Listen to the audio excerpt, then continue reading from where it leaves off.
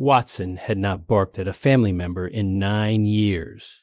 This was a fact. Patricia knew it the way she knew the sound of her own name. Watson was a Basset Hound with the specific emotional vocabulary of his breed. Profound, low, delivered through posture and proximity rather than volume.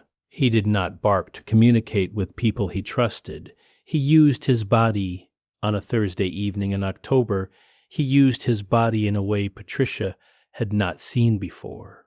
Her husband, Richard, was in the living room reading.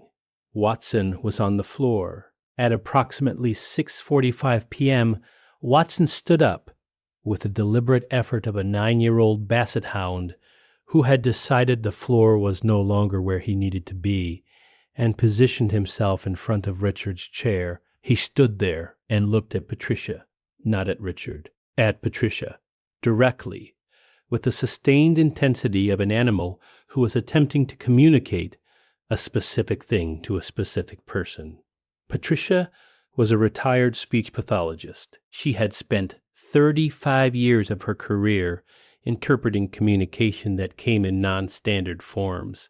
She understood, before she could articulate why, that Watson was asking her to look at Richard. She looked at Richard. His color was wrong. The left corner of his mouth was slightly asymmetric in a way that was new. When she said his name, his response was a beat slower than it should have been. She called 911.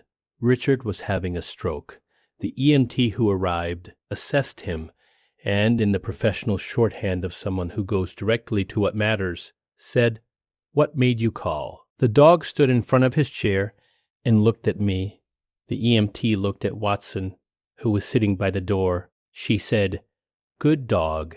Richard's stroke was ischemic, caught within the critical treatment window. His recovery was significant and ongoing. Watson went back to the floor when Richard came home from the hospital. He positioned himself in front of Richard's chair. He looked at Patricia once.